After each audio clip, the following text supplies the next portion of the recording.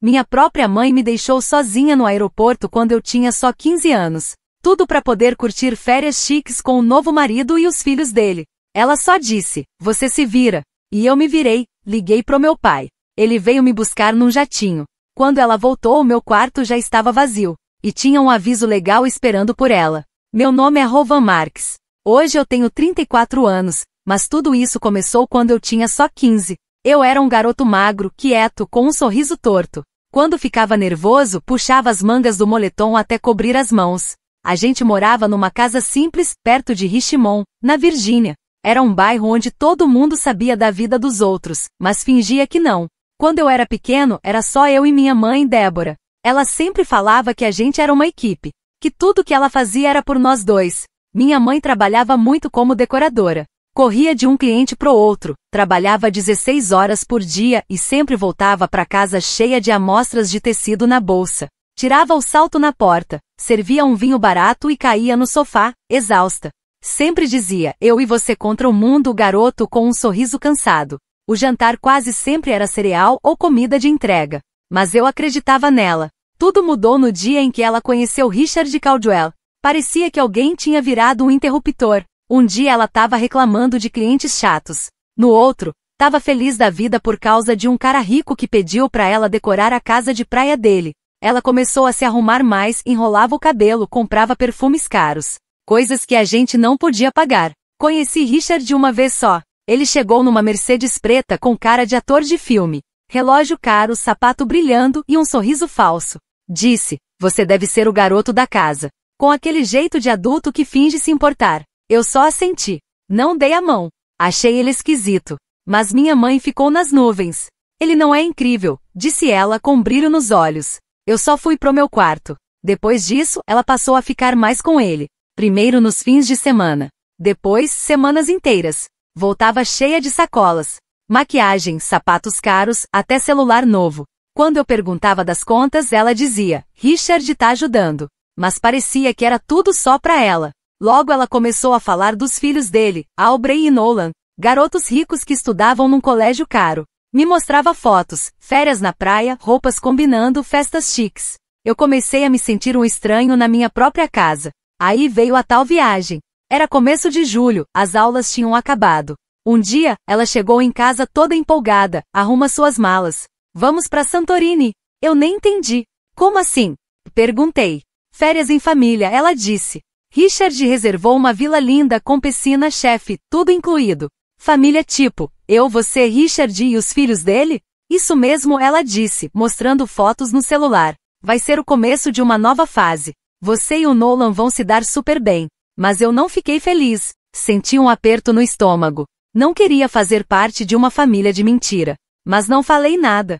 Só fui pro meu quarto e tentei fingir que não estava assustado. O dia da viagem chegou rápido. Minha mãe estava pulando pela casa feito uma adolescente. Cantava, jogava roupa na mala e parecia brilhar de tão feliz. Ela até comprou uma mala nova para mim. Azul escura, bonita, com rodinhas que funcionavam bem. Disse que eu precisava parecer mais arrumado. A gente foi de carro até o aeroporto JFK, que estava lotado. Eu sentei no banco de trás. Na frente, ela e o Richard riam, tomavam café gelado e falavam do clima na Grécia. Parecia que eu nem estava ali. Eu só olhava pela janela, com o estômago todo embrulhado. O aeroporto estava uma bagunça, gente correndo, anúncios altos, cheiro de pretzel, perfume e nervosismo no ar. Entramos na fila do check-in. Foi aí que aconteceu. Richard virou para minha mãe e falou, Débora, acho que estamos na fila errada. A primeira classe é do outro lado. Minha mãe olhou para ele, depois para mim. Por um segundo, o rosto dela mudou. Bem rápido, como se ela tivesse pensando algo que não queria pensar. Rovan, ela disse, tocando meu braço, posso falar com você rapidinho? Fomos até uma máquina de refrigerante. Eu lembro do barulho da máquina e de um cara do nosso lado tentando pegar o troco. Aí minha mãe me olhou bem nos olhos. Você não vai. Eu congelei. Achei que tinha escutado errado. O quê? Como assim? Você não vai viajar? Ela respondeu mais baixo. É melhor se forem só nós 4 dessa vez. O Richard acha que isso vai ajudar as crianças dele a se acostumarem. Eu comecei a rir. Não porque achava graça, mas porque era absurdo demais. Você vai me deixar aqui no aeroporto? Não exagera, ela respondeu meio irritada. Você não é mais criança. Dá um jeito. Dá um jeito como, mãe? Pra onde eu vou? O que eu faço agora? Você tem seu celular. Pode ligar pra alguém. Quem, mãe? Você afastou todo mundo. Eu nem lembro mais o número do meu pai. Ela ficou em silêncio. Por um momento achei que ela ia mudar de ideia. Mas só deu de ombros. Sinto muito, Rovan. É assim que tem que ser. E então ela virou as costas e foi embora. Eu não fui atrás. Nem consegui me mexer. Só fiquei parado segurando a alça da mala nova, vendo ela rir e conversar com Richard e os filhos dele na fila do check-in. Como se eu nem existisse. Sentei num banco perto do painel de voos. Fiquei ali por muito tempo, sem pensar, sem chorar. Me sentia vazio. Aí peguei o celular e olhei meus contatos. Colegas de escola, vizinhos antigos, até o número do dentista. Ninguém que eu pudesse ligar. Só tinha um nome no fim da lista, Bryce Marques, meu pai. A gente não se falava há 6 anos. Nem sabia se o número ainda funcionava. Mesmo assim, apertei para ligar. E torce. Chamou 1, 2 vezes. Aí uma voz calma atendeu. Alô? Eu congelei. Pai? Silêncio. Rovan? Minha voz falhou. Ela me deixou. E onde você está? Terminal 4 do JFK. E fica aí. Vou mandar o avião. Eu achei que tinha ouvido errado. Espera, como assim mandar o avião? Exatamente isso. Fica onde está. Alguém vai te encontrar. Te vejo em algumas horas. Ele desligou. Eu fiquei olhando pro celular, tentando entender o que estava acontecendo. Eu não falava com ele há anos. Nem via o rosto dele desde o ensino fundamental. E agora? Ele ia mandar um jato? Nada parecia real. Minha mãe me abandonou como se eu fosse um figurante esquecido. E meu pai apareceu como um personagem de filme. Eu achei que estava sonhando. Ou ficando doido. Mas uns 45 minutos depois, um homem alto de terno cinza, chegou perto de mim com uma prancheta na mão e cara séria, mas educada. Senhor Marques. Eu pisquei, sem acreditar. Oi, eu sou o Steven, do escritório do Sr. Bryce Marques. Viemos te buscar. Eu devo ter ficado com cara de bobo só olhando para ele. Vamos sair de um terminal privado. O carro já está esperando. Peguei minha mala e fui atrás dele no meio da multidão, como se estivesse num sonho. As pessoas corriam com cartões de embarque e malas de mão, mas eu parecia flutuar numa bolha, sem acreditar que aquilo estava mesmo acontecendo. O carro era preto, brilhante, daqueles que só de olhar já dava para saber que era caro. Entrei e sentei no banco de trás, ainda segurando o celular como se fosse meu salva-vidas. A gente foi para uma parte do aeroporto que eu nem sabia que existia. Chegamos num terminal particular com segurança, portão especial, funcionários uniformizados me chamando pelo nome. E lá estava ele, um avião chique, grandão, daqueles de revista, um Gulfstream G650 parado na pista. Jesus, murmurei. Steven só deu um sorriso leve. Bem-vindo de volta à família. Eu nem sabia o que ele queria dizer com isso. O voo foi calmo. Calmo até demais. Parte de mim achava que alguém ia aparecer e dizer: desculpa, foi engano, você não devia estar aqui. Mas ninguém apareceu. Me serviram comida de verdade, em prato de porcelana. A comissária me chamava de Sr. Marques toda vez que falava comigo. Quando a gente pousou em Aspen, o sol estava se pondo. Tudo do lado de fora parecia dourado e perfeito, como uma cena de filme. E aí eu vi meu pai. Ele estava parado perto do avião, de casaco escuro, mãos nos bolsos. O cabelo estava quase grisalho, mas ainda cheio. Parecia mais velho do que eu lembrava, mas não cansado.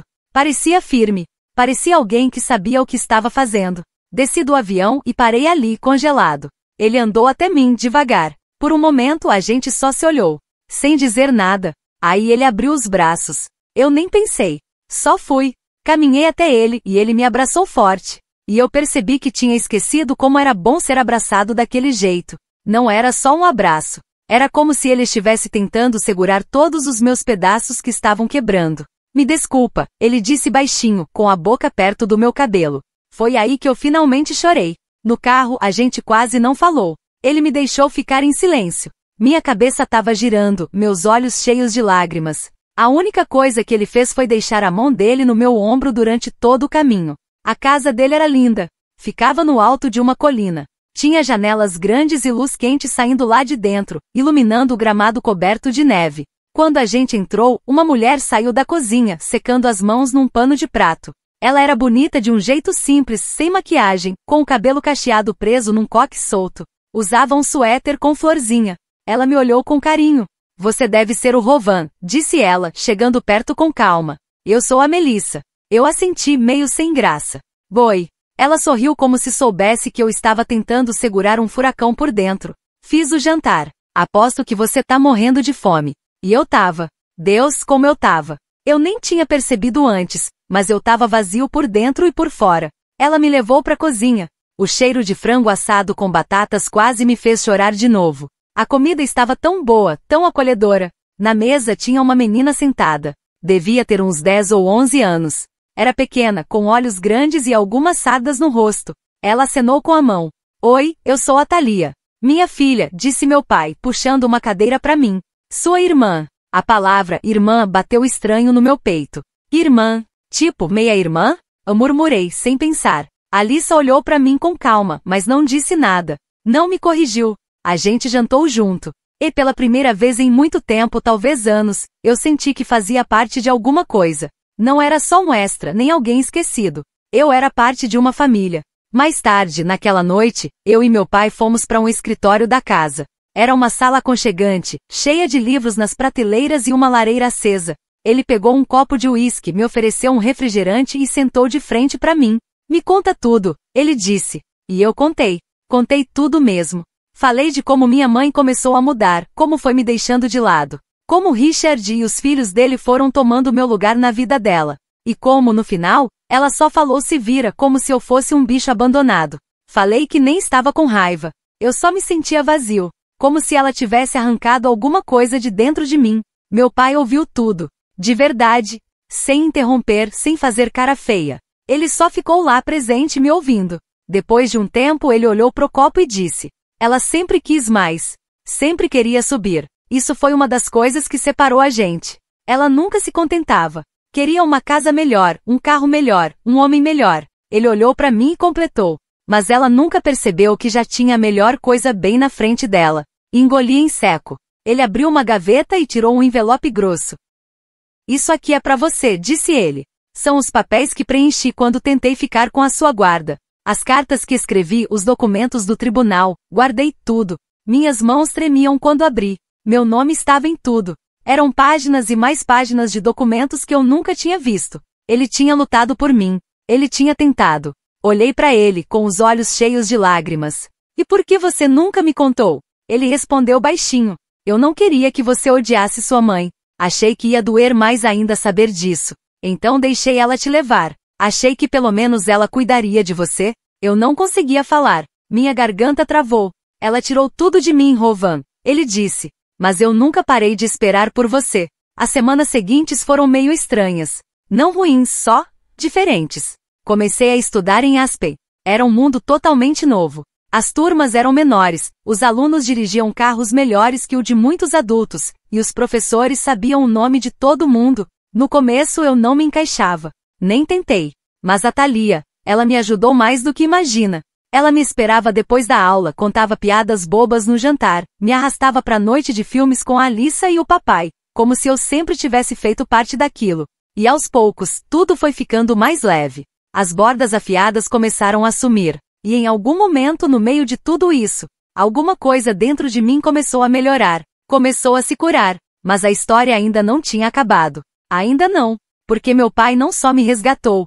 Ele entrou com um pedido de guarda total. E no dia em que minha mãe voltou de Santorini, encontrou meu quarto vazio e uma pilha de documentos jurídicos esperando por ela no balcão da cozinha. Não sei exatamente o que imaginei que ela faria quando voltasse para casa antiga em Richmond. Talvez tirasse os óculos de sol caros, jogasse no balcão e reclamasse do fuso horário. Talvez chorasse, gritasse quando visse meu quarto vazio. Talvez ligasse pro Richard. Ou talvez fingisse que nada tinha acontecido e tomasse uma taça de vinho. Mas o que realmente aconteceu? Ela entrou, viu a papelada e ficou chocada. De boca aberta. O time de advogados do meu pai foi rápido. No dia seguinte à minha chegada em Aspen, eles já tinham enviado tudo. E não era só o pedido de guarda. Isso foi só o começo. Tinha também uma solicitação para que o conselho tutelar investigasse o caso. Não era para punir ela. Era só para mostrar ao juiz o que ela tinha feito. Abandonar um menor de idade sozinha, em um aeroporto internacional. Sem plano, sem responsável, sem consentimento. Cada ligação, cada recibo, cada gasto dela em Santorini, tudo estava documentado e organizado. Enquanto ela curtia a viagem com o namorado e os filhos dele, O único filho dela tinha sido deixado para trás. E meu pai não parou por aí. Ele sabia bem como ela era. Sabia que ela ligava mais para a aparência do que para qualquer outra coisa. Ela amava parecer importante. Gostava de mostrar que tinha subido na vida de decoradora de cidade pequena para alguém que andava com gente rica. Amava os círculos sociais, os clubes de leitura, os eventos de caridade, as exposições de design. Ela vivia de imagem. Então meu pai usou isso contra ela. Contratou um consultor de imagem bem discreto, que sabia exatamente como fazer as informações vazarem, sem parecer que vieram da gente. O primeiro a publicar foi um blog de fofoca da cidade. Designer de interiores teria abandonado o filho no aeroporto, enquanto curtia férias com um namorado rico.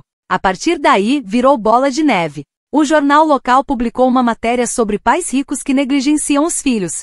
Não dizia o nome dela direto, mas todo mundo sabia de quem se tratava.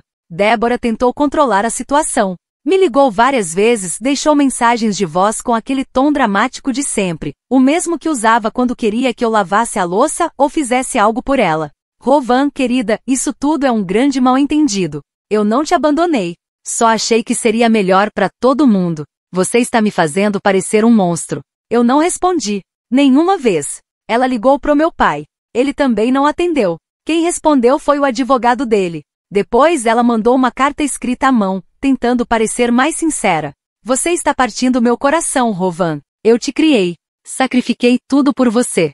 É assim que você me trata? Eu li a carta uma vez só. Rasguei no meio. Joguei na lareira. Ela começou a perder clientes. No começo foi sutil. Alguns compromissos cancelados, projetos adiados. Mas no mundo do design, se quiser, posso continuar a próxima parte no mesmo estilo. Reputação é tudo. Um simples boato pode acabar com uma carreira inteira. Ninguém queria ser ligado à mulher que abandonou o próprio filho para curtir férias. A agenda de clientes dela ficou vazia. O telefone parou de tocar. E o Richard? Pelo que fiquei sabendo, ele também caiu fora. Parece que ele não gostou da exposição. Disse que ela trouxe drama demais para a vida dele. Disseram que ele sumiu rapidinho. Acho que virou corretor de imóveis em Charleston ou algo assim. Quando descobri isso, não senti nada. Nem raiva, nem alegria.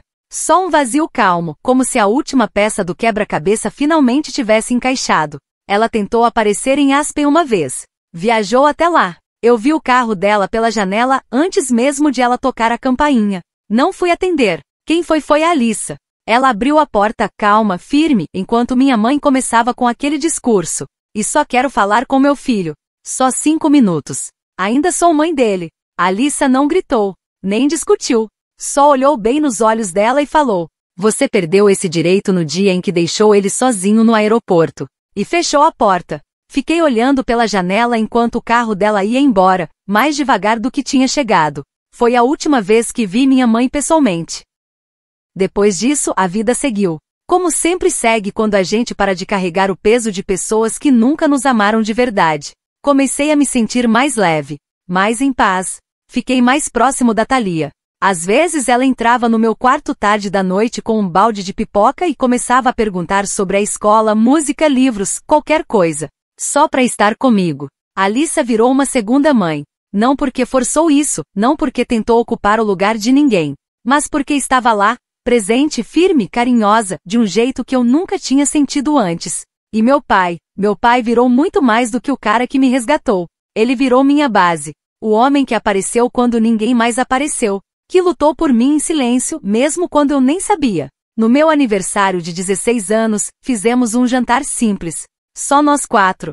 Sem festa grande, sem presente caro. Só comida boa, risadas e histórias. No fim da noite, meu pai me deu uma caixinha. Dentro tinha um relógio. Não era caro, nem chamativo. Mas por dentro estava gravada uma frase só. Você conseguiu. Olhei para ele, do outro lado da mesa. Você se lembrou. Ele assentiu com a cabeça. Nunca esqueci. Os anos passaram. Me formei no ensino médio em Aspen. Fui estudar direito na Universidade da Virgínia. Era perto o suficiente do passado para poder encarar ele, e depois deixar para trás. Fiz estágio no escritório de advocacia que ajuda crianças abandonadas ou maltratadas. Crianças gostam de mim, especialmente aquelas que não tiveram um avião esperando, nem um pai que largaria tudo para buscá-las. Minha missão virou ajudar essas crianças. Lutar por elas. Mais tarde, abri meu próprio escritório. Pequeno, simples, mas com garra. Forte. O nome da minha mãe apareceu algumas vezes ao longo dos anos. Diziam que ela tentava recomeçar, abrir o negócio em outra cidade. Mas nunca dava certo. Os boatos a seguiam onde quer que ela fosse. Quando eu tinha 26 anos, ela mandou uma última carta. Dessa vez, eu abri. Era curta. Desculpa. Fui egoísta. Eu não sabia o que estava fazendo. Espero que um dia você consiga me perdoar. Eu não respondi.